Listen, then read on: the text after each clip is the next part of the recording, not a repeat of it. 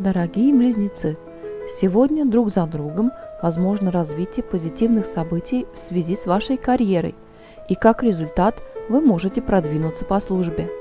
Постарайтесь максимально использовать этот благоприятный период. Не упустите шансов. 7 мая, среда, день Меркурия.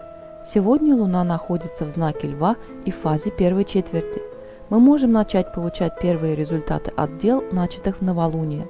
В утренние часы Луна будет образовывать квадратуру с Солнцем, а в полуденные с Сатурном. Сегодня нас могут занимать вопросы отношений с авторитетными лицами, начальством и старшими в семье. Мы можем захотеть отличиться в повседневной деятельности, вести себя честолюбиво. Возможно возникновение препятствий и ограничений в связи с некоторыми темами. Необходимо серьезно отнестись к своим обязанностям. Пессимистичные и упрямые мысли могут осложнить наши отношения. Нужно проявлять гибкость и спокойствие. Луна во Льве, начиная с 14:52 по московскому времени, будет находиться в течение всего оставшегося дня в положении без курса.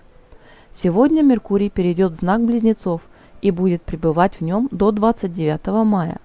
Меркурий, находясь в своей обители, очень силен и может ускорить развитие событий, связанных с коммуникацией, обменом информацией, образованием и поездками.